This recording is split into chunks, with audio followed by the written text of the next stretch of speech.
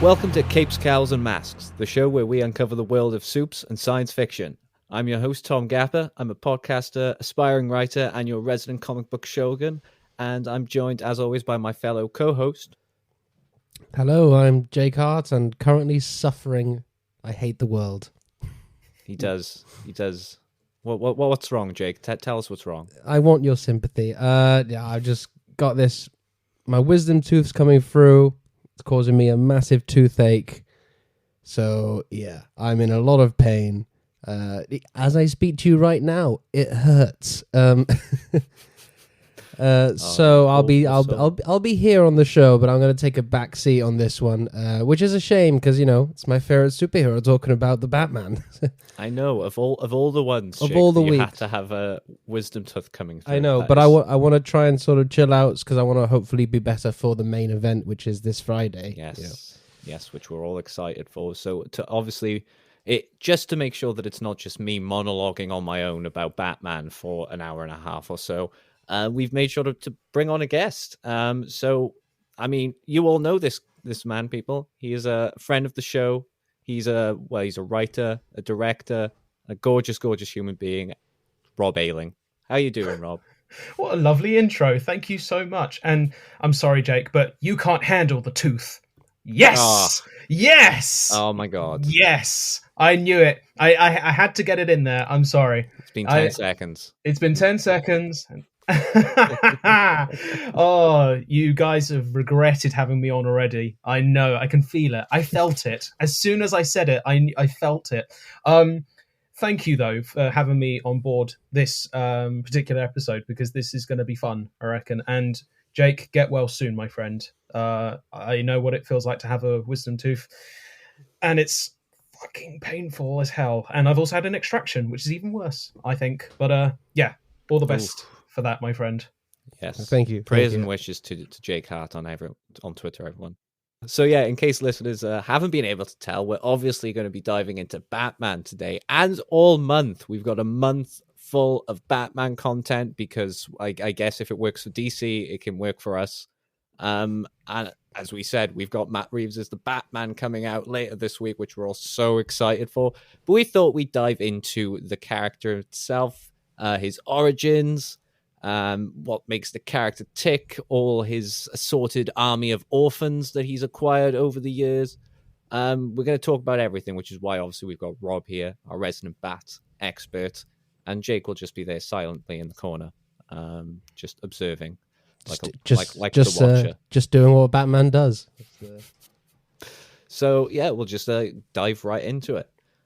So Batman obviously came into the world in the immortal comic Detective Comics issue 27, shortly after the appearance of Superman in the world. And it's a very interesting contrast at the time.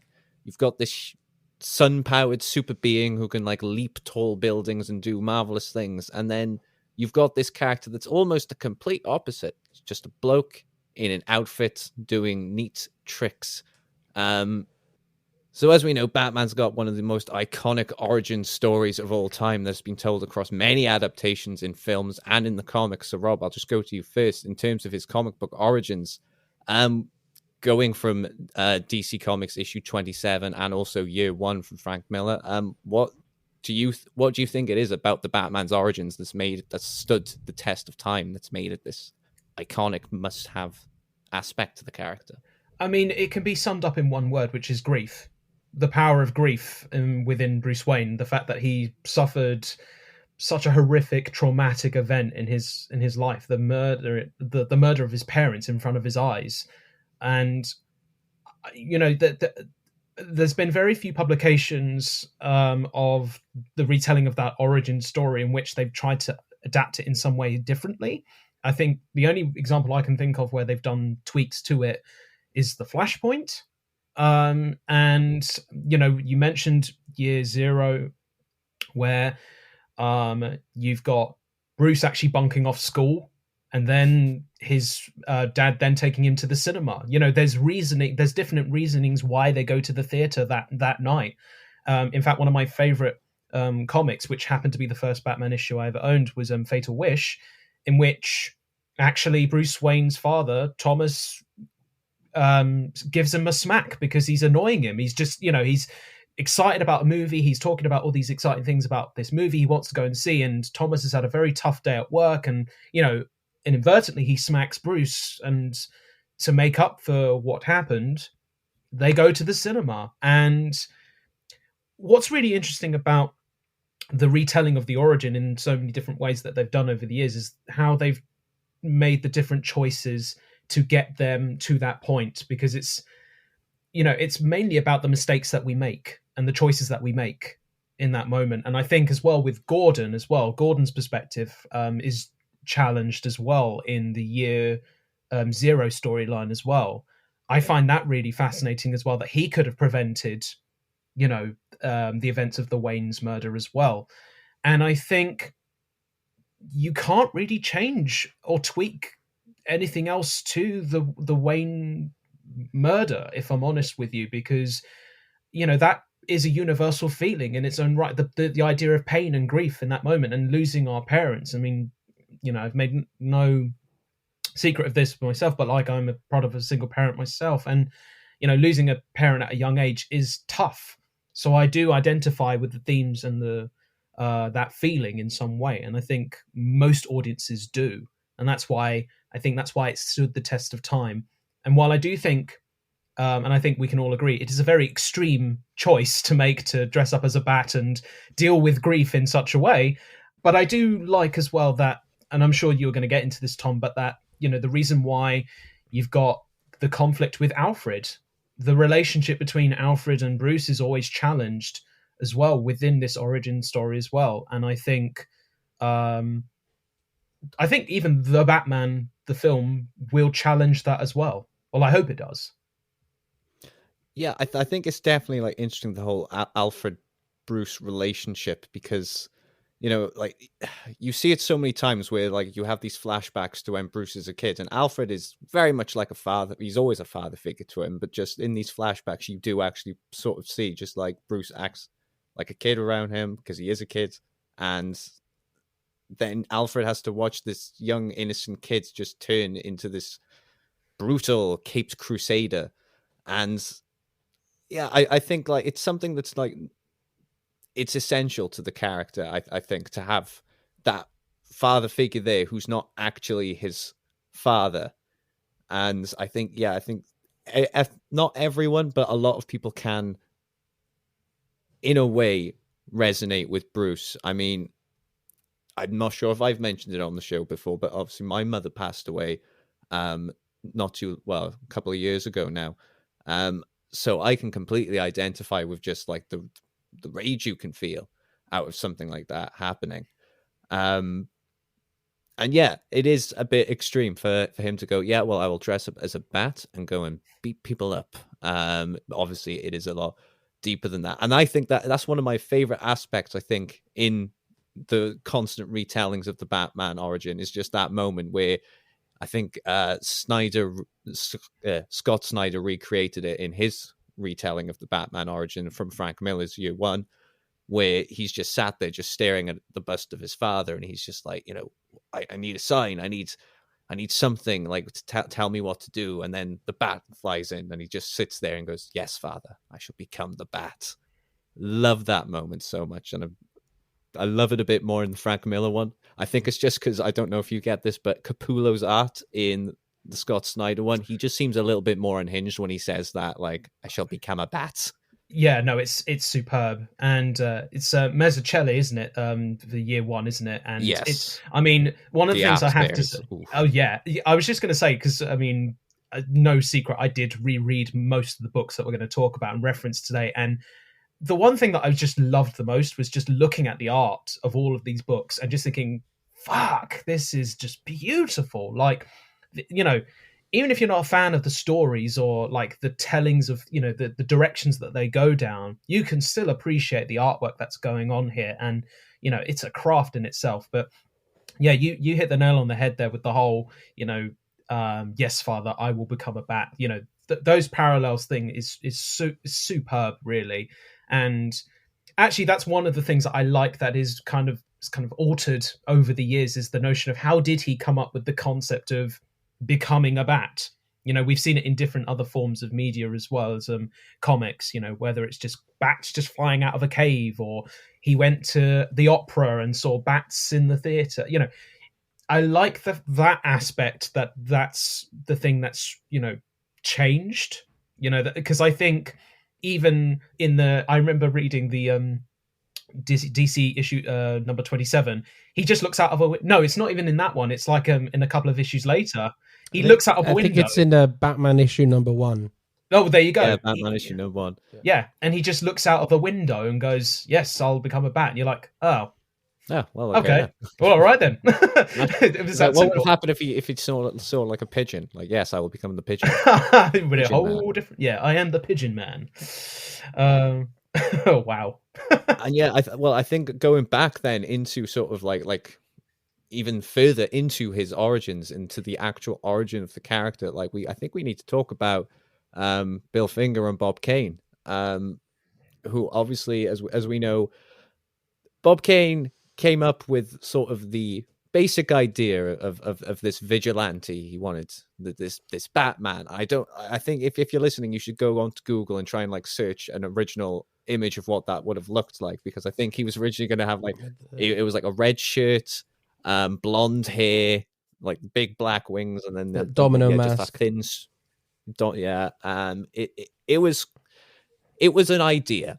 It was certainly a look. It was certainly a look. It was Batman in his most basic form and the most basic idea of this is a vigilante who goes out and he's a bat. But then, of course, Bill Finger gets attached to the project. And I mean, Rob, how much do you think Bill Finger truly contributed to the idea of Batman?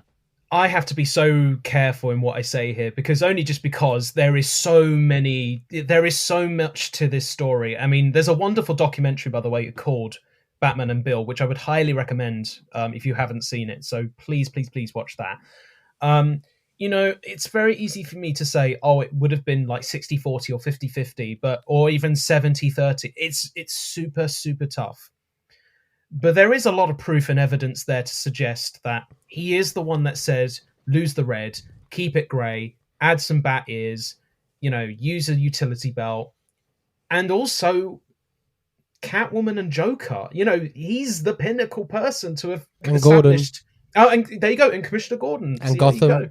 And see?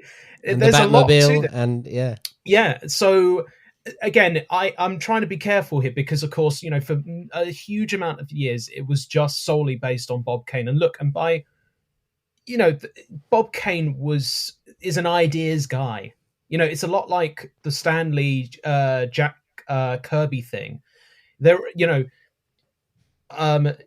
the relationship, I mean, is that there's the artist and then there's the ideas guy, or the composer, or the conductor. It's a lot like directing. We shouldn't really put a film by, or a Rob Ayling film. It should all just be one big overall thing where it does say everybody's name on the thing. But obviously that doesn't happen. But what should happen is that everybody should get credited as long as they did put something into it. So the fact that it took, God, how long was it? Like 75 years until they actually put Bill Finger's name? Was Batman v Superman was the first Correct. thing, yeah, exactly. It's disgraceful, if I'm honest with you. But I there is. Yeah, I mean, there's nothing more I can really say except that the influence and the voice is there of Bill Finger, and it's just a shame he wasn't credited and given enough money for his work. Yeah. And honestly, we could probably do a whole episode on just like the shit that was pulled on Bill Finger. In fact, we could probably do a whole episode on just shit that has been pulled on various people in comics over history. Maybe we will. Maybe we will one day if people want to hear that. But yeah, just closing off talking about the origins of Batman. I mean, in terms of the adaptations, what's your like the films? Which one's been your favorite retelling of the Batman origins? And you know what? I'm going to throw in any TV stuff in there as well, like Gotham, if you want to say Gotham. I doubt anyone will. No, it's Batman Begins, because if we're going to say that, Year One is like the defining origin story of the Batman, then Batman Begins is as close as you get to Year One as an adaptation, I think. I think Jake's absolutely right there. I think Batman Year One is actually the book that I recommend to people the most. If you want an understanding of Batman and Bruce Wayne, that's Year One. If you want an understanding of James Gordon, or Jim Gordon, sorry, not James. You can say Jim or James. It's either way. Jimmy. Yeah, or Jimmy. And although my friend did say James Corden the other day, which I was like, that would have been a whole different Batman right there. Oh, good Lord. That would have been a whole different Batman right there. Anyway, I'm not giving them ideas. Do not worry. I'm not giving them ideas. Warner, please don't do that. He was bad enough in Cats. Anyway, the point is, see, if you want to get an understanding of Bruce Wayne and Batman, read Year One, or Gordon, Year One, or even Gotham, read Year One. And as you said, Batman Begins is a perfect retelling of the Batman origin and actually bringing something completely fresh to it. It also has one of my favorite moments, which is when he puts the coat around a young boy's shoulders to let him know the world hadn't ended. That is stunning. And then the fact that it made full circle in The Dark Knight Rises. But I will actually throw in here, because you mentioned as well Year Two as well within this. I would also say that Batman Mask of the Phantasm, while not showing the origin story, it does have a really fantastic level of understanding of Bruce Wayne's mission and what it means to him. Because that's the big key thing about Batman's origin is the mission. He made a vow. He made a vow to save people who he couldn't save his parents. He's willing to save other people who have been in that place or have not been, who are about to be in that place.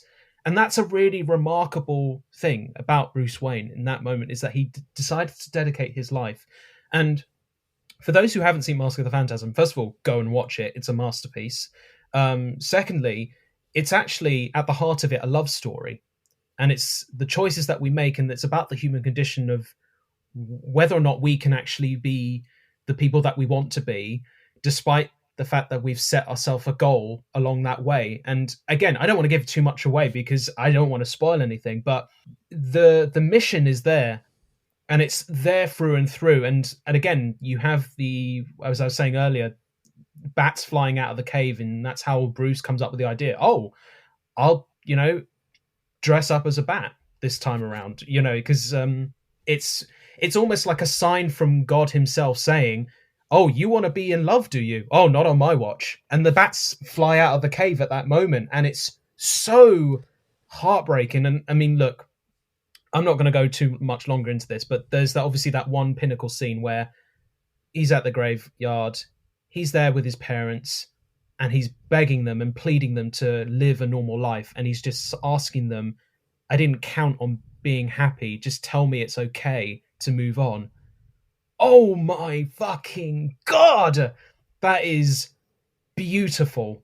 And, there are certain comics that we've mentioned, as in Year Two, which do take elements of, Mask of the Phantasm takes elements of that story, which is why I mentioned it. So the idea of the Reaper, the crime alley, the murder mystery aspect to it all, it's all there. So, yeah. Do you know what I really like, though, in Year Zero, though, is the fact that they do challenge the Bruce and Alfred relationship. And yet, Alfred at first is saying to him, are you just doing this out of anger for the fact that you weren't there to save your parents? What are you doing this for? And it's only until he discovers the whole character of the Batman himself that Alfred is completely accepting of it all. He's like, actually, do you know what? I do believe in this. Because again, that comes back to our point about why the origin is so vital to this. It's the importance of the symbol. And to jump on Jake's point about Batman Begins, the symbol is everything in that movie. It's the symbol of hope. It's the symbol of fear. And, fear is a tool. So it's going to be a big key factor within this as well. Now, I won't jump too much long into this, but I think one thing we will definitely see, because I think it's been hinted at already, again, Earth 1 Alfred is a former Marine, Marine officer or SAS. SAS. Thank you. Which I think it was in Gotham, the TV series as well. Yes, he was. If he wasn't SAS, he was something along those lines. Yeah, no, I do completely agree that look, Alfred is one of the, if not the most important person really to Bruce throughout his life. But as we know, Bruce throughout his career, he's met a bunch of people. He's got a whole. I mean, there's this misconception that Bruce as Batman works alone. He's the lone wolf. You know, he doesn't like working with other people. This sort of thing, but that's not really true, though, is it? Is it? Because he's got one of the most famous sidekicks of all time in Robin. And, I mean, he's got a whole extended family, the Batgirls, Batwoman, Spoiler, Tim Drake, Jason Todd, Dick Grayson, Duke Thomas. The Batcow. Just a whole... Batmite. Yes, Batcow. Batmite. Batman of Zur-En-Arrh, although that turned out to be a weapon in his head or something. I'll be honest with you folks, as much as I love Grant Morrison's Batman run, I still don't fully get it, but I'm working on it. It's kind of like Tolkien, you've got to study for it. It is. And there's also that little team, the Justice League. There, that yes. Oh yes. Yes, that little. So I mean, in terms of that, I mean, like, are there any other misconceptions about the character that maybe you two in particular really want to clear up for our listeners right now, that you're just itching to just set people straight on? Yeah, I have one. But the misconception is that Batman always has to be dark and serious. Yes. And I think obviously people make fun of the Adam West show, but I think that is another part of just another part of Batman.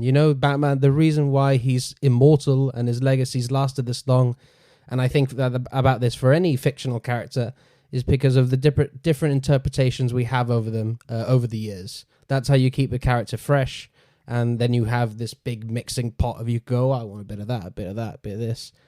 And I feel as if with Batman and with in larger sense with a lot of like the superhero movies at the minute, they sometimes they're fun, but sometimes they take themselves a bit too seriously.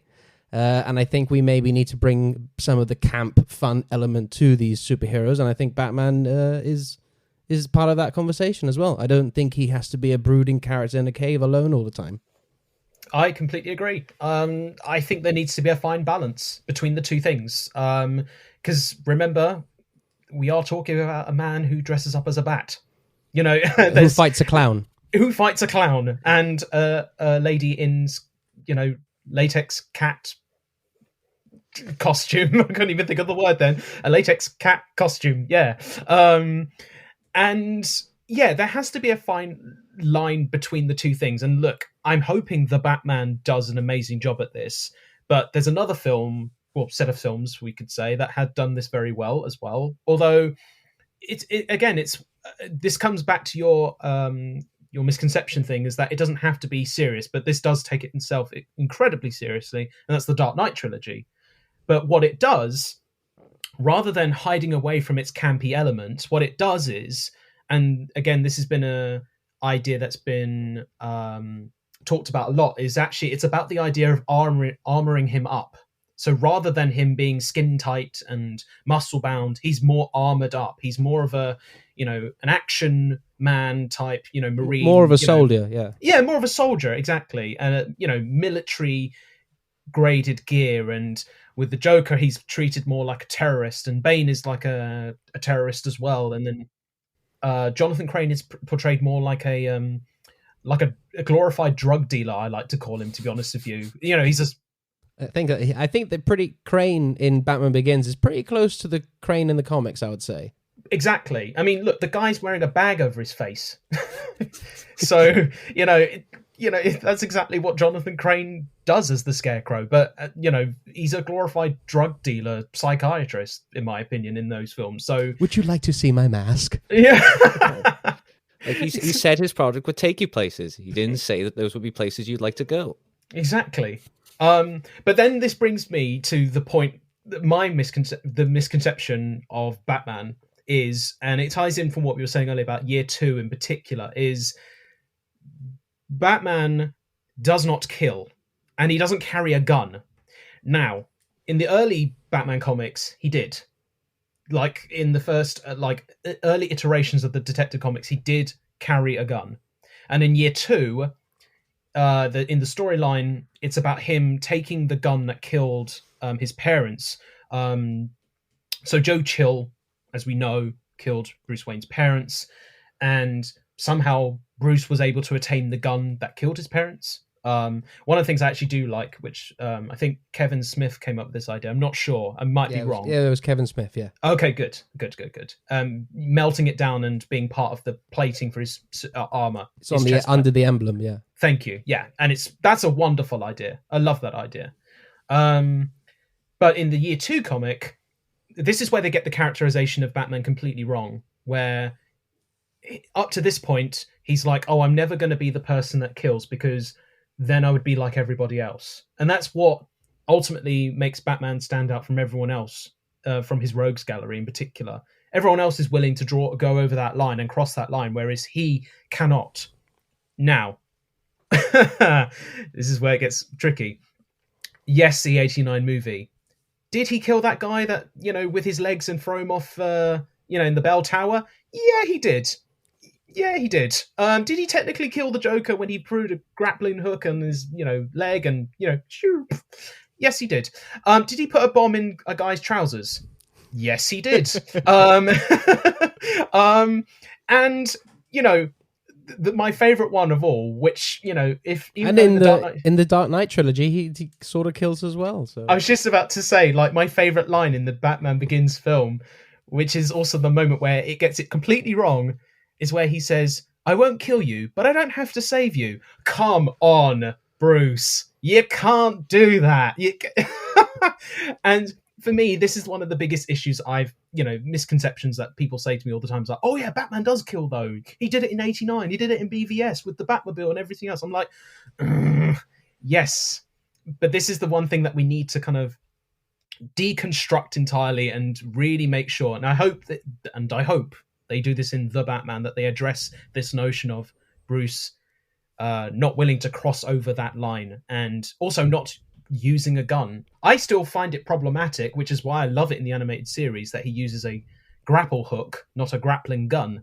Even the notion of having a gun in your hand. I mean, I think that was also because it was a Cartoon Network show. No, of course. But even like now, I would love it if they kind of went away with the notion of a gun of some kind. But I don't know if we will. I really hate it when people bring up, they're like, oh, look at these like old comic book panels where like, look, he's like hanging a mentally ill man from a helicopter and saying maybe it's better this way. It's like, okay, so that was a thing that did happen. There were multiple kills there, but like that was Golden Age Batman, which is actually, I'm pretty sure, Earth 2 Batman and not Earth 1 Batman. So therefore, canonically, Earth 1 Batman does not kill.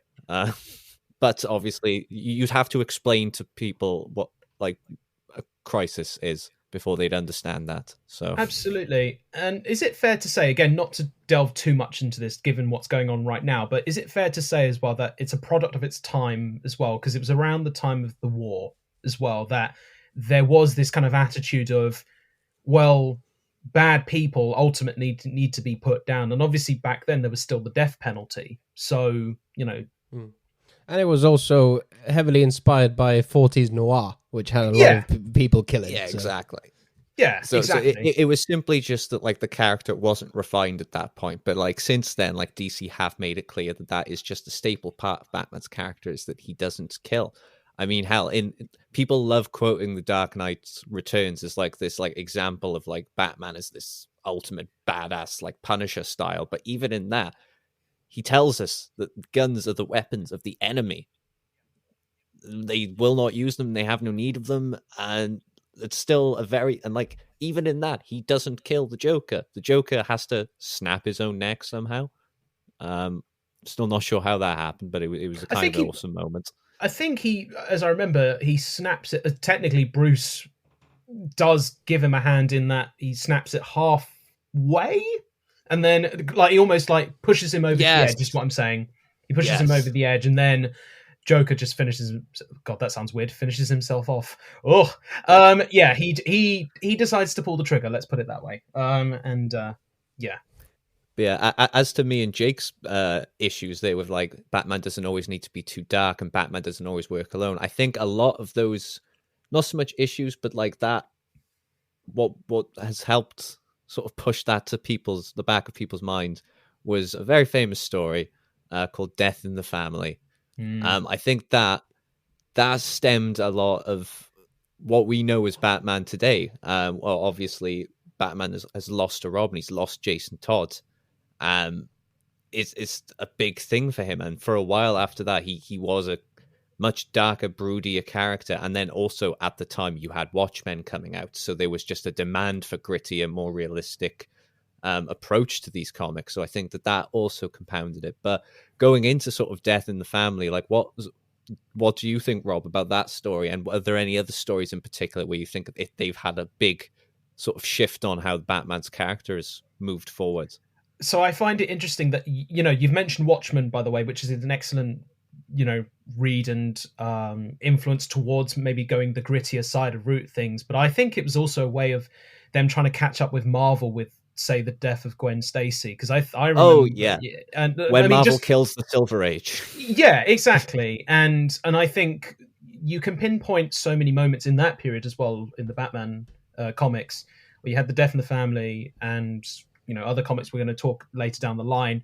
But that pinnacle moment of the late 80s and 90s, where they wanted to shift into this grittier side of things because of things like Frank Miller's The Dark Knight Returns in particular in year one, and Marvel going in the direction of obviously killing off Peter's love interest, Gwen Stacy. And it's really interesting, the death in the family, because I'm very torn by this particular story. Like, I think ultimately...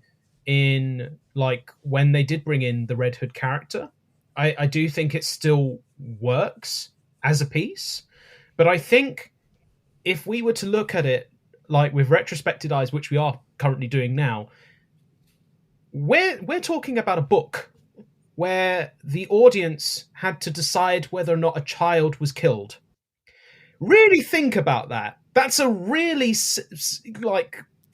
almost like well, it's psychotic. It's a horrible, like, I don't want to say it this way, but it's a publicity stunt on DC's part, and I think it was quite ill-judged.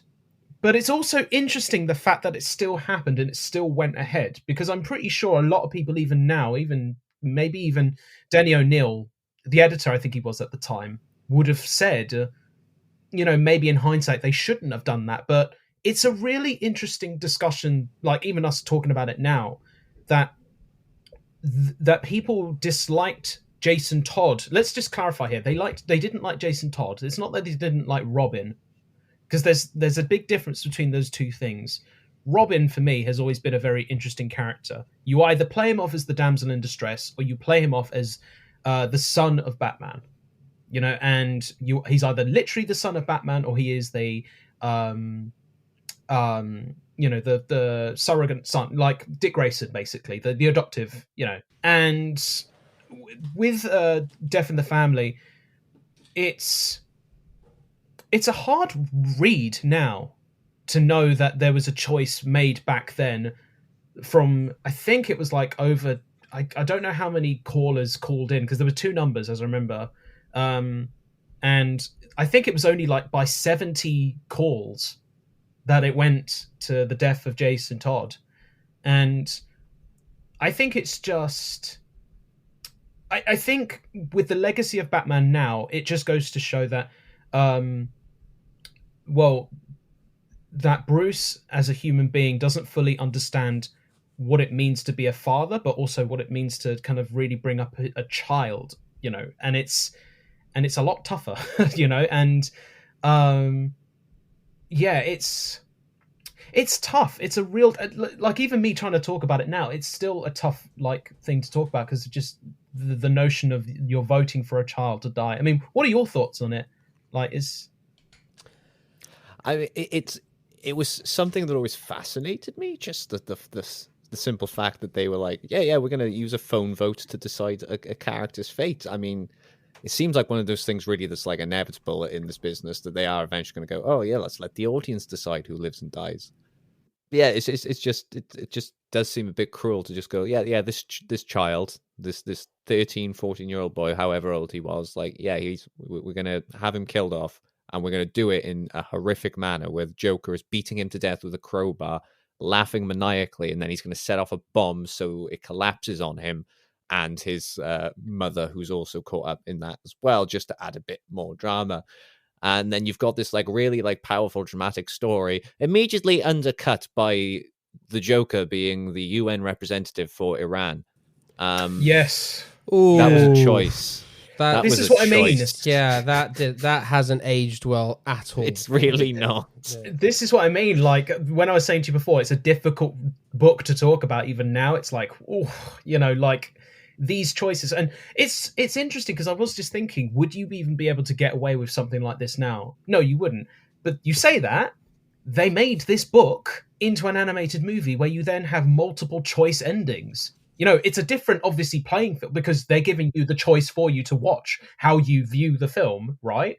But you're still given that choice elsewhere. And plus, there'll be internet polls, and Twitter polls, where there are bound to, that I would not be even surprised, even to this day, if you go on a Twitter poll where DC talk about, who's your favorite character in this and this and this and this and this, they will probably take those results and configure it in some way and go, oh, well, then this person's character is very popular and this, that, and the other, so maybe we should kill them.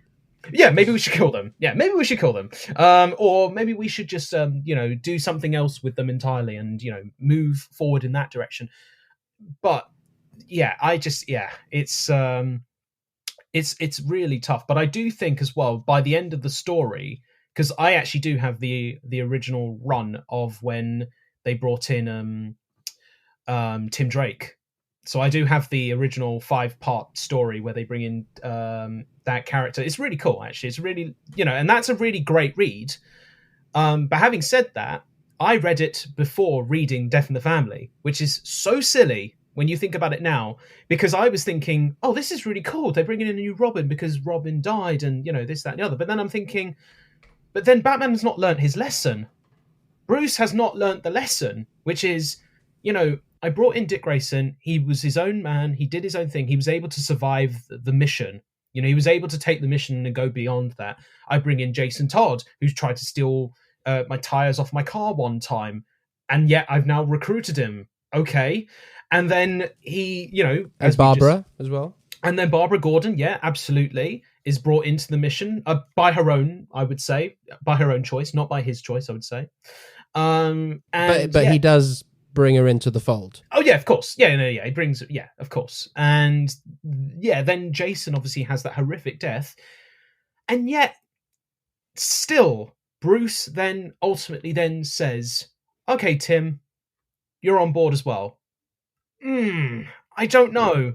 It's a really tricky one. I mean, the fact that we have our Red Hood now, because as we've, you've said it yourself, like, no one ever really dies in comics, do they? And I think with the appearance of Red Hood now, it almost feels like it's an acceptance of Bruce's choices that he's made, especially when he brings in Damian as well.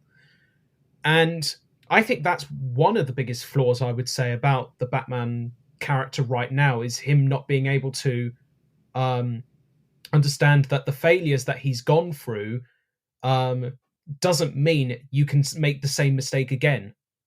I think that's a notion that's really needs to be rectified, I think. Yeah, I mean, to be fair, Batman is a bit of a stubborn bastard. He's quite set in his ways.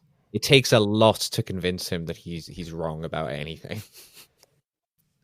But yeah, I think as well, like, the under the Red Hood helps reaffirm the Batman no kill rule as well.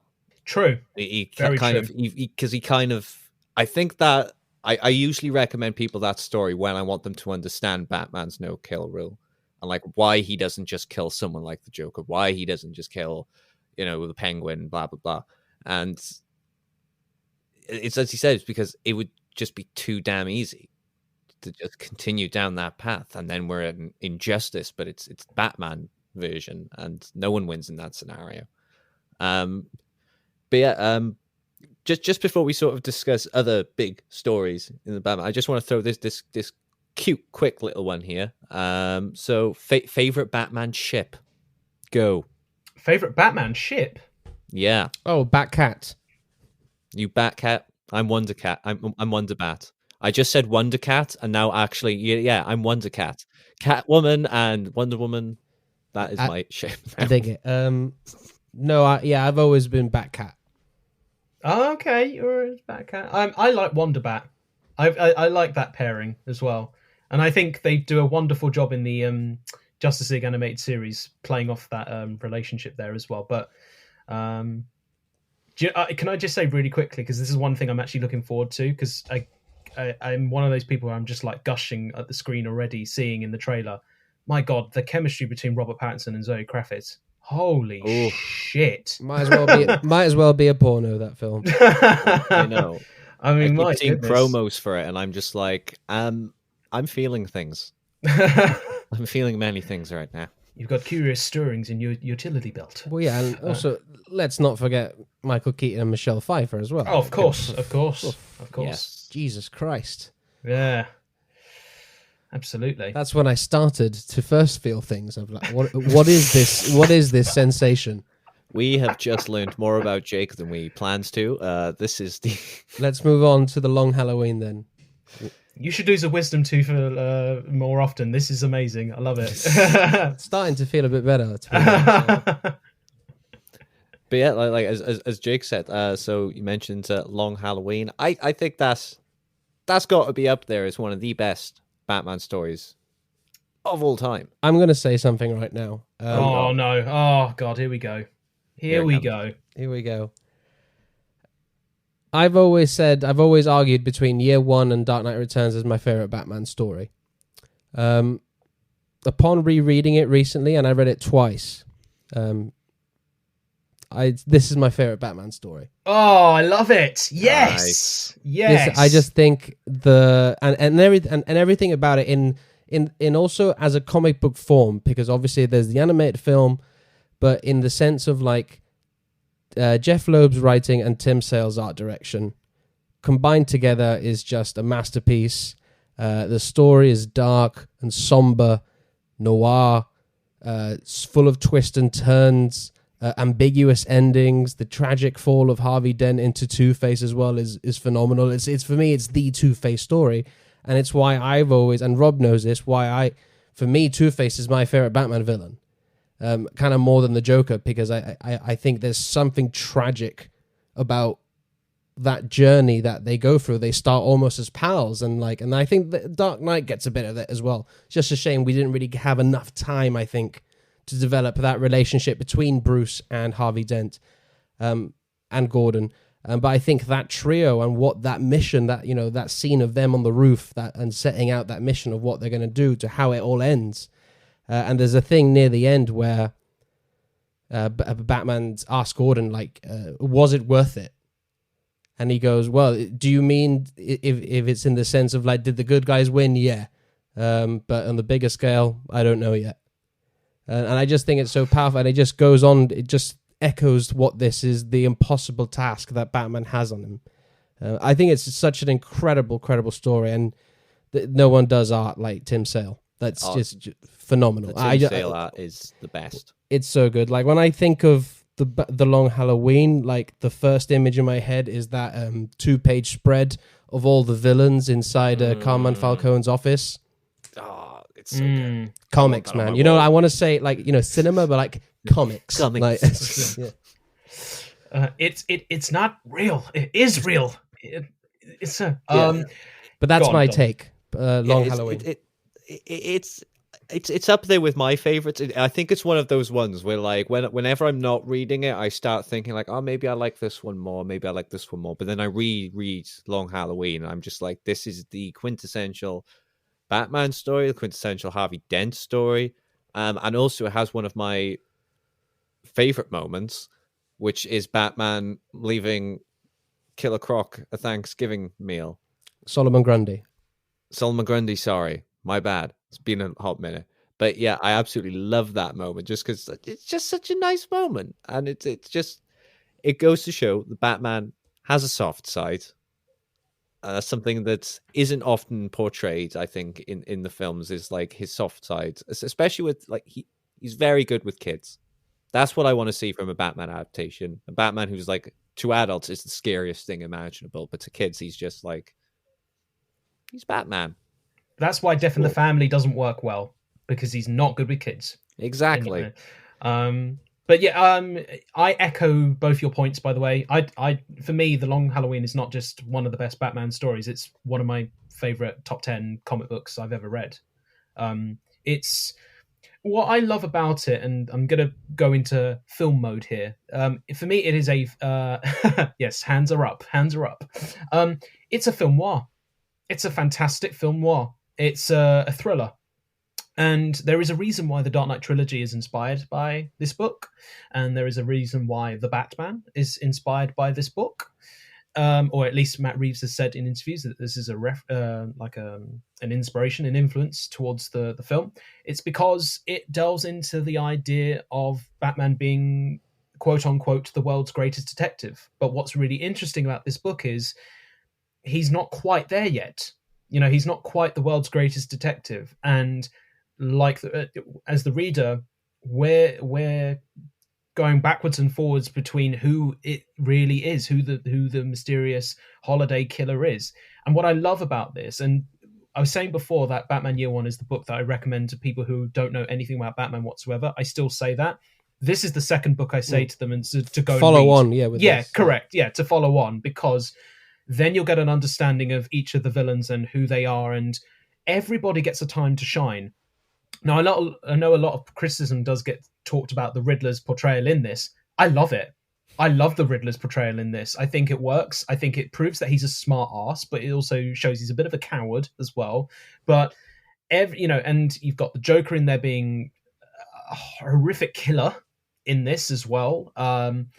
And you've got the gangsters, the Carmine Falcones, and the Romans. It's a film noir, and it's a crime drama, crime epic. And then, as you said, Jake, it's got this incredible origin story of Harvey Dent, Two-Face, where by the end you feel that gut punch, you feel the heartbreak that is the ending. And my favorite bit is actually the panel just before, where he says, I still believe in one thing, and he holds his hands up and says, "Injustice." And just like, so he's willing to give himself up even though all of this has just gone through. And it's brutal, it's heartbreaking, and it's powerful. It's a powerful piece of comic book storytelling. And the mystery is never truly solved either. It's true. Which is why I think the animated adaptation did a pretty good job, but it was that last beat at the end that ruined it for me. I agree. I agree with you. I don't think Batman needed to find out the full story. I completely agree. I'd argue it's important that he didn't, because there's got to be something Batman can't solve. Yeah, it's an absolutely marvelous piece of work, and I think if anyone hasn't read it, you need to check that out ASAP. I guess so. Talking more about like comics that had like a big impact on Batman going forward, I'd be remiss if I didn't mention Nightfall. So I mean, the 90s was, I think we can all agree the 90s was a wild time for comics. It was unhinged. I partially blame Rob Liefeld, but I don't think it was entirely his fault. That he didn't and Todd McFarlane. He also didn't help matters. Marvel were just. But you had Jim Lee come out of that as well. So yeah, you did. But Marvel almost like imploded completely and died a not so glorious death. And DC was just busy just going like, let's just deconstruct every character and kill every character. Something. So we had like Death of Superman. Superman has finally been killed off, and they're like, right, now we set our sights on Batman. What can we do to Batman? Send someone in to break his fucking back. Because like Batman was out for I can't remember how long, but he was out for a little while. And you had the birth of Azrael basically there. With Jean-Paul Valley taking over as protector of Gotham, and that was an entirely new experience there for Bruce, like not being able to actually be Batman. I mean, Bane seems to have a habit of just being like I'm not just gonna like defeat Batman, I am going to break him. And like that time it was physically. Tom King later on it was well, in every single way possible. But yeah, I mean, what do you guys think of Nightfall? And maybe Bane as a villain as well in general. Nightfall, yeah, I think it's phenomenal for the first half, and then it kind of dips down with the Jean-Paul Valley stuff. I mean, it's kind of it's definition of a mixed bag, really.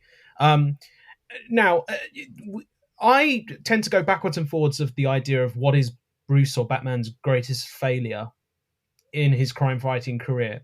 You could argue the death in the family is probably his biggest, but I would probably say not understanding or completely misjudging Bane is probably one of the biggest failures you could do. I mean, there is a comic before, which I think is in the Nightfall compilation piece. Vengeance of Bane, yeah. Thank you. It is in that, great. Where he does go against him, and you get this like story about Bane, and you're just like, you have to take this seriously, Bruce. Like, come on. And actually, this is the one thing I like in The Dark Knight Rises, is that they do play off that. He just thinks he's a thug. No, he's not just a thug. He's an intelligent tank. He's an intelligent tank of a man who's trained his body and mind to destroy Batman. I mean, if you're the number one person on that list, you have to make that the number one person on your list then in that case. But he doesn't do that. And it's pure arrogance. But yeah, it's crazy even rereading Nightfall. And I was thinking, Bruce, what are you doing? I was turning the pages going, no, you're so arrogant. No, we were saying this earlier. Stubborn. You're just too stubborn. Like he dismisses the Bat family as well within this, which again can come back to our point where the Bat family are so vital to the Batman character as well here. But he decides to do all of this stuff on his own to the point where he lets Bane basically win. He smacks him around. Exactly. He even bitch slaps him as well. You know, people talk about the slap that Batman gives Robin. Look at the panel where Bane slaps Batman across in the face. And there is something quite, kind of badass about the idea that he, because, sorry, spoilers alert in the terms of the story, but it's not a massive spoiler, but Bane breaks everyone out of Arkham, right? And Batman decides he's got to put them all back into prison before taking on Bane. What? And unless it was like the Joker, who does have a specific plan at a specific time frame with a bomb, I think is his plan. I think he has a bomb. No, I don't think. I think Bane broke everyone out of Arkham, but Batman doesn't know of Bane yet. Bane's done this intentionally to weaken Batman, right? Yeah, and then he meets him because he finds out he is Bruce Wayne, and he meets him in Wayne Manor, doesn't he? But he does know that Bane. He's out there, but he doesn't know he's much of a threat, and he doesn't know. Yeah. He's like, oh, I'll deal with Bane at some point. Like exactly, but even then, you're just like, again, you're turning the pages, going, no, Bruce, no. Robin is there for you, even if it's like for a back massage. He can help you in some way. Look. By the way, Robin is just not there for a back massage. By the way, yeah, that's how some of the misconceptions get started, Rob. Yeah, man, the 50s were a wild time. Hey, they shared a bed together. That's perfectly fine in my book. There's perfectly something fine in my book. No, there isn't. There isn't. But the point is, yeah, this to me is Bruce's biggest failure, to think that Bane is nothing more than just a thug when he's not, and the fact that he manages to beat him to a pulp in his own house, I might add, as well. He didn't, He broke into his house. He broke into the Batcave. Just Bane doesn't do things by halves. Is what we've learned. He is one of my favorite Batman villains in that regard, because just like once he's got his sights set on Batman, he's like, all right, now how will I completely and utterly shatter your world? Which was very prominent in Tom King's run, which I think we can all agree was a mixed bag. I really, really do enjoy King's run, but there are some choices within there. Are But you referring to Alfred in that choice? I'm referring to that. I'm referring to the gift. We do not speak of the gift. We will not speak of the gift. I agree. I agree. Otherwise, I'll just launch onto a tirade that just won't be stemmed. But I tell you one thing that I did. It's weird to say that I liked this, but it's like one thing I do appreciate Tom King adding to the Batman background is that Bruce Wayne, when he was like a teenager, self-harmed. Because I mean, I remember reading it and just being like, well, that kind of makes sense, really. I mean, like, this is a character who's got all this rage built up from watching his parents die, and at this point in his teenage years, he's not Batman yet. He doesn't realize that's what he needs. So it does kind of make sense that he would find some other outlets, and it's just unfortunate he picked self-harm. But I mean, if we're talking about Tom King's run now, I mean, what do you guys make of it? And do not speak of the gift. I share the same thoughts as you do. Basically, I think there are some wonderful stories that he's done within his run, especially the riddles and jokes. Yes, I love that. Yeah, that is superb. The City of Bane is definitely a mixed bag of a book, and it's funny. Well, not funny. Let me rephrase. The taking away of the father aspect to Bruce, to me, is a big problem. But at the same time, I think it's interesting to see where he goes forward as a character, because I've been reading the current Batman run with no presence of Alfred whatsoever, and it's tough.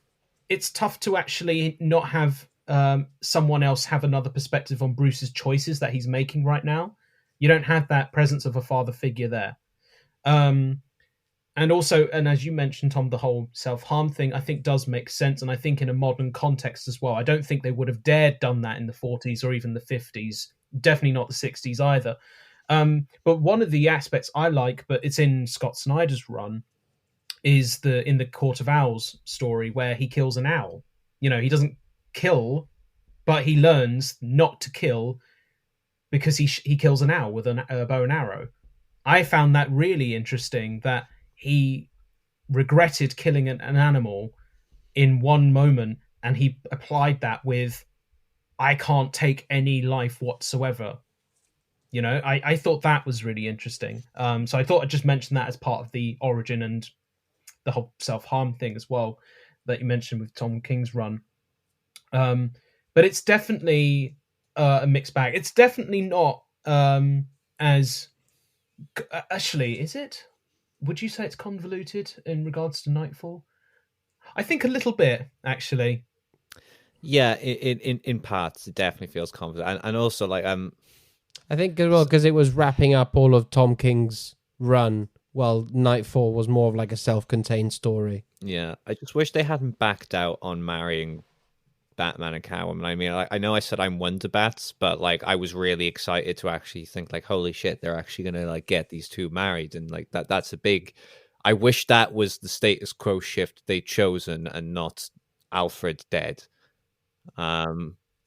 Really, really upset me.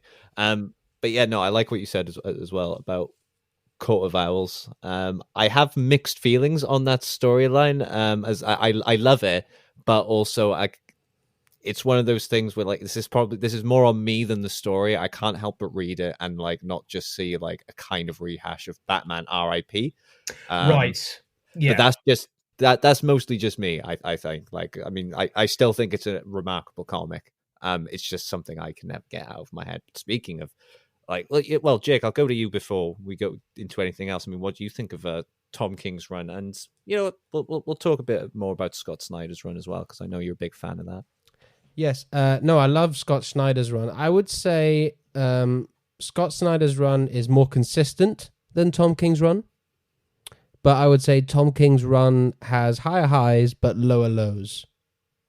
If that makes sense. Yeah, I think that does make sense. That's a fair assessment.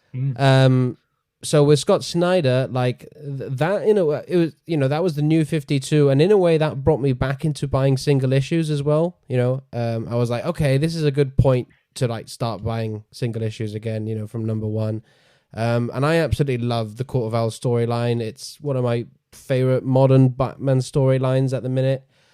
The ending is a bit weird with the brother and all that. Like, I maybe could have not had that, but everything prior to that is fantastic. And I like the idea of Scott Snyder going in as like, well, what can I do different in Batman than what hasn't been done before?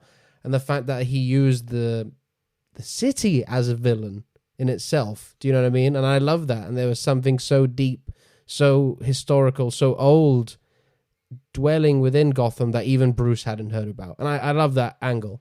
And then I like, you had Year Zero and all of that. Towards the end of Scott Snyder's run, I wasn't too big a fan of Jim Gordon as Batman and the mech suit thing.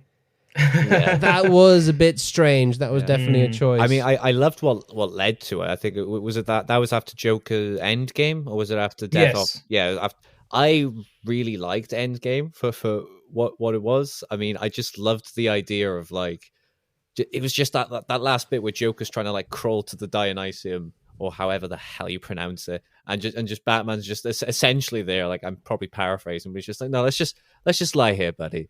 Let's just just stay here with me. And they're both like, they're seemingly dead. I just think that's how the Joker Batman relationship ultimately probably will end, is they both just take each other out. That's how I've always taken it. Obviously, comic book magic, they were back not much later, but yeah, Jim Gordon as Mecha Batman was a choice. Was certainly a choice. It went on for too many issues. I can't remember how many issues it was, but it was too many. Yeah. Well, are there any other particular Batman stories that you want to like mention or talk about? Like, any favorites that people should check out? I mean, it's not a Batman story, but Batman is definitely a big focal point in the story, and that is the Dark Knight's Metal story arc. Oh, yeah. The one that came out about a few years ago, and then we had the recent sequel of Death Metal. Because I just loved it. I loved it as like this sort of Elseworlds of like these multiple crazy different Batman that would take on a form of a member of the Justice League. I thought it was so wild, so out there, so metal, and all the designs were cool and all that sort of stuff. So yeah, I had a lot of fun with that story. So if you want some like weird batshit Batman cosmos crazy stuff, yeah, I'd recommend that one at the minute. Yeah, I remember just like sort of getting hyped for that when they just released the designs. I remember seeing like the Batman Who Laughs and Red Death, and I was like, I want to know more about them right now. I think the Green Lantern one ended up being one of my favorite. Like the Dawnbreaker. Yeah, the Dawnbreaker. Like his whole story. Like I remember reading that and just being like, holy fucking shit, this is so cool. Batman Who Laughs had a very, very dark one. I just love that the whole concept, when they really dove into it, when they were on about like the dark multiverse, and they were basically just saying to Bruce, just like, look, there are dark multiverses where like pretty much all your friends have like turned evil, but it's just, you've got so much darkness in you that like when you go bad, it's worse. It's so much worse. Like, forget evil Superman, be scared of evil Batman. I don't know, like, so that this kind of goes on to another question. Like, I was going to be talking about sort of the evolution of the character, the direction they're bringing the character. As much as I loved that whole arc, and as much as I loved like that moment where you just realize, oh, Batman's been keeping the cosmic tuning forks just in his fucking cave. Just he's got that locked up because of course he fucking does. Because he's the goddamn Batman. Yeah. it is just this idea of like Batman sort of being like linked to big, huge, massive multiversal events. The idea of like this bat demon sort of overlooking his life and like nudging things in certain ways, and just essentially this idea of like Batman as like the bat god, this just like unbeatable, unkillable, like vigilante machine who with enough prep time could kill God. Um like what I mean, am I alone in having an issue with this? Or because I just prefer when Batman is just I like him in the Justice League. I appreciate he's going to have to help out fighting Darkseid every now and then. But what I really like in those stories, when there's these big, huge things coming on, is when Batman knows when to step back and he's like, "This is past me. This is up to Clark and Diana now. I'm going to do my thing over here." It's that great meme of Obama. You got this. Yeah, You got this. this man. You got this. Tom, you're gonna like this pull, but I think Grant Morrison perfectly encapsulates that in his their JLA run. Because you also have Babylon, JLA Babylon in that run as well, which is a fantastic portrayal of Batman and how he is with the Justice League. So I think they get it as well. That was a fantastic run by Grant Morrison. Yeah, I mean, Grant Morrison just, I feel like they get Batman. I mean, yeah, on JLA, I thought they wrote Batman perfectly. And his run is their run is my favorite run on Batman. But as I said, it's just so dense. And it's you feel like you kind of have to study up for it because he pulls from like the deepest corners of the Batman mythos, from the Batman of Zur-En-Arrh, Batmite, and just like really just crushing Bruce psychologically in just like I said, it's just that's why, like, as much as I appreciate what Court of Owls did in the whole like breaking Bruce down mentally, I'm just like, Batman R.I.P. did that, and it was really fucking cool. And also we're talking about Grant Morrison writing for Batman, Arkham Asylum, A Serious House on a Serious Earth, iconic. I think it's great. I struggle with it sometimes because of the artwork. Yeah, it's a very, very different type of comic, and I think it's like an acquired taste. I think. Yeah, but I think once you can like dive into it and just like go, okay, well, the art is meant to be weird for like all these various reasons. But yeah, I think Grant Morrison is my favorite Batman. I mean, Grant Morrison's my favorite comic book writer. Period. Grant Morrison's Batman. Yeah, Grant Morrison is Batman. And we should all be thankful for them. So yeah, that's like, if Jake is recommending death metal to everyone, I'm recommending anything Grant Morrison. Sorry. Not death metal, just metal. I keep getting them mixed up. Yeah, death metal's the sequel that recently came out. Yeah, but yeah, Rob, any other extras you want to throw in there? Maybe some. Maybe that's Silver Age story where Batman dressed in a rainbow outfit. Do you have the pop, Rob? Do you have the Batman rainbow pop? I got the T-shirt that says "fabulous." I got the Amazing. T-shirt that says "fabulous." So I'm only sad that I'm not wearing that now. Although I am wearing my bat PJs, so there you can have that. No, the Batman book that I'm definitely going to recommend, which I think for me is one of the best runs that we've got so far, is Sean Murphy's Batman White Knight. I think he has an incredible understanding of the character of Bruce Wayne and Batman. I always differentiate the two because there is that misconception of, oh, is Batman really the character? Really the costume? Was it Bruce Wayne? We don't have an hour to discuss that, Rob. Absolutely. So we'll move straight along. But yeah, Batman White Knight by Sean Murphy is, in my eyes, a modern masterpiece. I think it's extraordinary. It's got I do. I believe it. I think it has a real understanding of the character and the world of Gotham, because we have to remember that Gotham plays such a big role within the psyche of Bruce Wayne and Batman, and it's a character.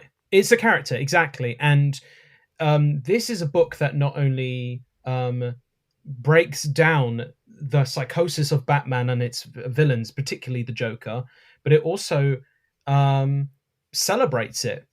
It celebrates all the media of Batman. So you've got not just the 60s, you've the 70s, the 80s, the 90s, you've got the movies referenced in there as well. And particularly, I remember collecting the single issues, which I've still got. I've still got the single issues of the Curse of the White Knight, which is the sequel to White Knight, and it's fantastic. It's he's a really strong writer and illustrator. I mean, my God, it's a beautifully drawn book as well. And coming out, I think later this month, we're getting Batman White Knight Beyond, which I'm super excited. The third one. Yeah. That is the third. Yeah. And I cannot wait for that. I think that's going to be extraordinary. Also, if you want to see another great take on Harley Quinn, read the Harley Quinn Sean Murphy spin-off that he does. It's really, really, really excellent. And it really grounds Harley Quinn as a modern woman, and a woman that you can actually not look at her and just think she's a glorified prostitute, which I think a lot of the time they have done that to her. I'm sorry, I'm just being completely honest. I think the fact that they've tried to make her look more skimpier does not mean that's feminism, in my opinion. It's Sean Murphy, however, shows female empowerment with Harley Quinn, both in her own single issues story that he does with her, but also with Batman White Knight and Curse of the White Knight. And of course, it goes without mentioning, anyone who hasn't read Paul Dini and Bruce Timm's Mad Love, go and read that as well. That's also another masterpiece in my eyes. But yeah, the one that I would highly recommend in terms of a modern masterpiece is Batman White Knight by Sean Murphy. There it is.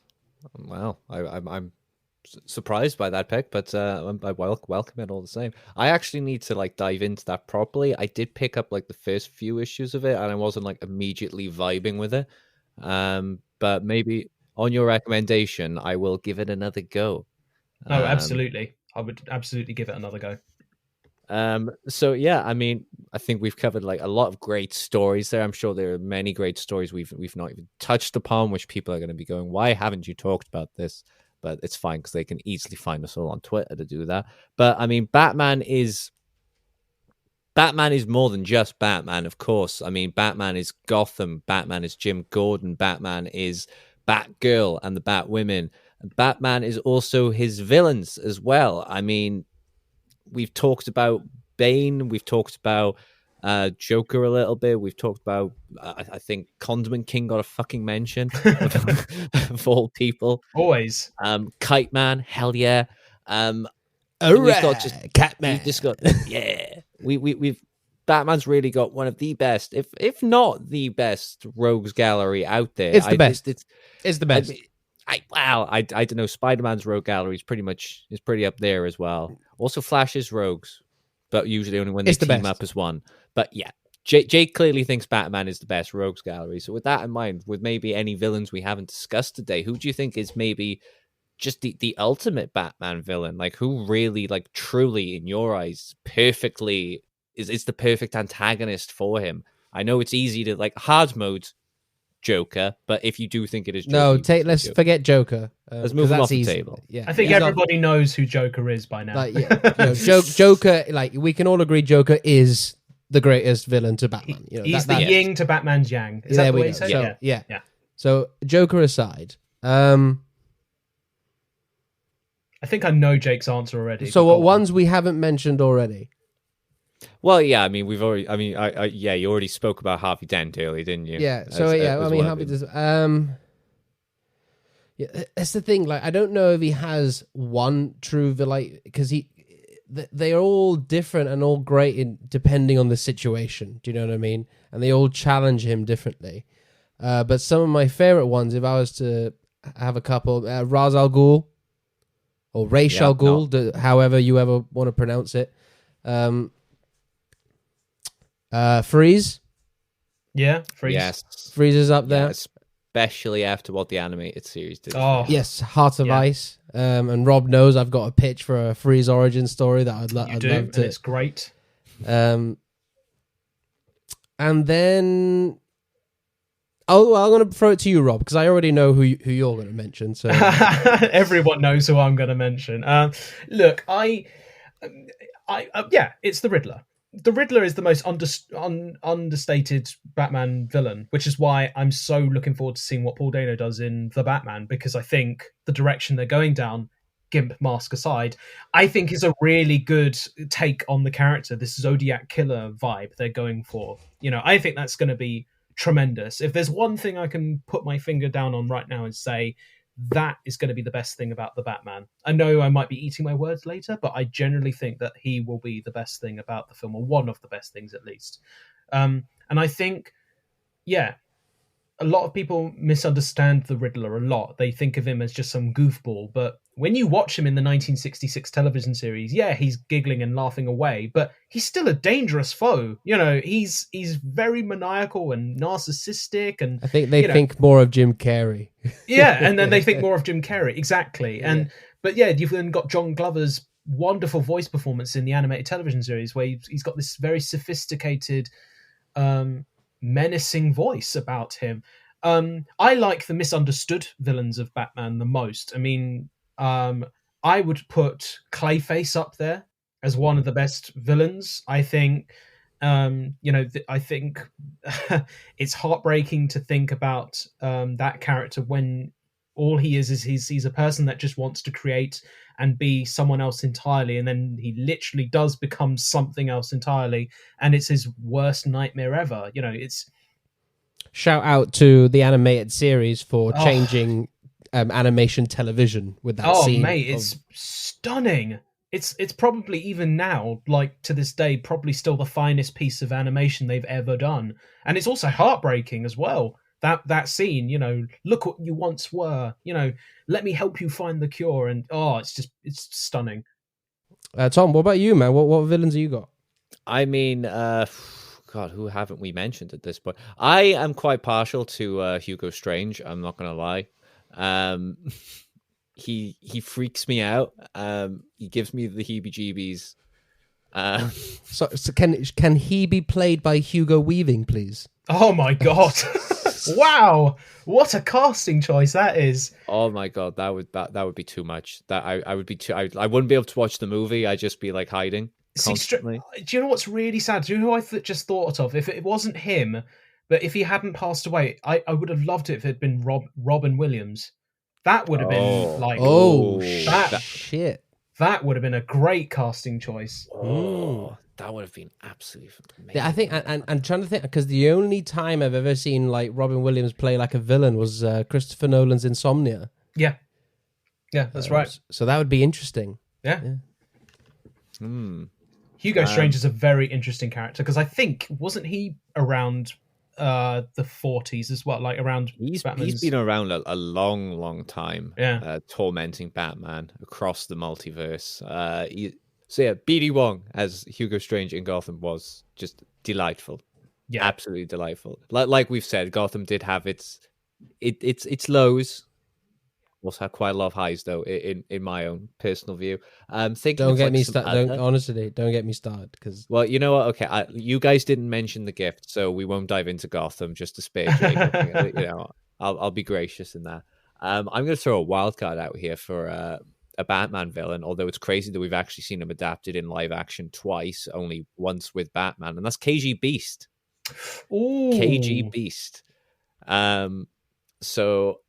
One of I've not read him like in many comics, but just like anytime he does show up, I just seem to like really enjoy that comic. And one of them especially was shortly before Death in the Family. It was whilst Jim Starlin was running things there, and there's this run of issues where like he's going up against KG Beast and he can't fucking take him down. He can't deal with him, and he ends up like resolving. The only thing he can do is just he's like, I can't kill him. I probably should, but I can't kill him. But what I can do is just like keep him trapped and locked up where he will never escape again. And just like Batman is brutalized in that whole series of comics. I'm really glad that Frank Miller didn't put that into All-Star Batman and Robin. Parenting 101 right there. Just lock him in a cupboard. Yeah. So I think we've tapped out really of like the best Batman villains there. Yeah, I mean, do you guys have any closing thoughts on Batman? Anything you want to say about the character? Maybe like talk about like what direction you want to see the character go in the future, what interesting things you think they could do. I've stumped you now. That is a yeah, I'm not sure on that one. I guess in film it's all waiting to see what happens on Friday, I guess. That will be it could potentially be a game changer for that's what I mean. comic book movies as a whole. We don't know. We've heard a lot about. There's a lot of hype behind this film. So we'll see. It's definitely gonna, I think, dictate where we see Batman going forward. And what Warner Brothers do with the character. So I think put a pin on that in a sense. See, funny enough, I think you've kind of answered it already. For me, anyway. I think the only place you can take Batman is literally into the future. And I think with Batman is probably the most adaptable character, like in any forms of media in terms of film, comics, TV shows, cartoons, heck, even theatre. There's been musical productions about him as well. And throughout this entire chat, I think we've kind of highlighted how Bruce Wayne Batman is probably the most accessible superhero, because he's probably the most human, because he is a human. Spidey fans would fight you on that. They probably will. They probably will, and I'll welcome it, to be honest with you. But I stand by what I say. I think he's the most human character. Look, you can make the money arguments to one side, but the fact of the matter is, I said it at the very beginning, the one word that sums up Batman as a whole is the idea of grief and the theme of grief. How do we deal with grief?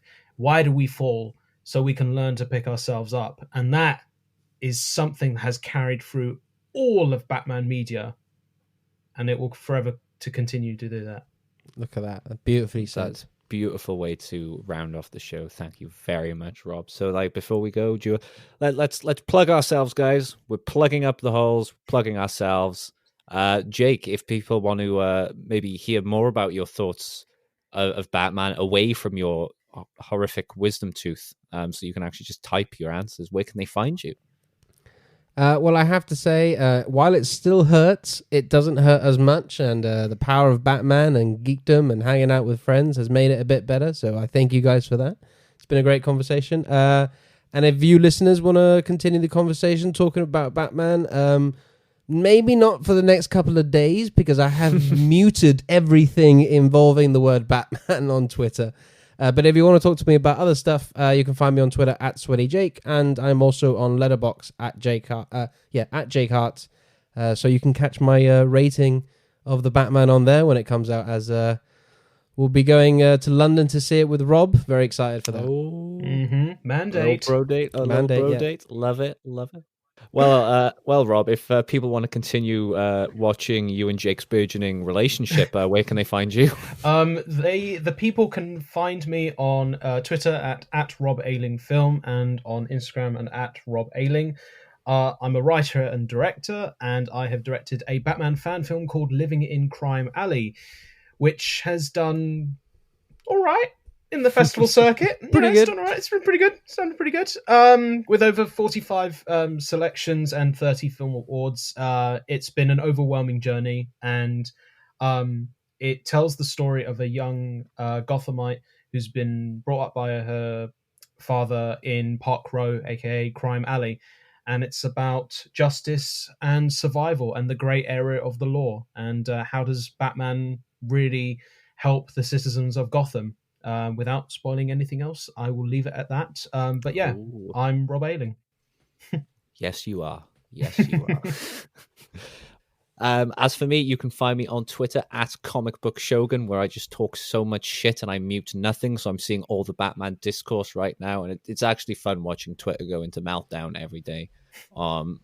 Yeah, maybe I shouldn't have used the word meltdown with current global situations, but that's where you can find me. You can also follow us on Twitter and Facebook at Cowls Masks, and whether you use Acat's Spotify or Apple Podcasts, subscribe and follow us on there. And if you're on Apple, leave us a rating and a review, as it all helps us go up in the rankings. So thank you for listening. We'll see you all next week, where we deliver our amazing review of The Batman. So yeah, stay safe, everyone, and goodbye. Goodbye.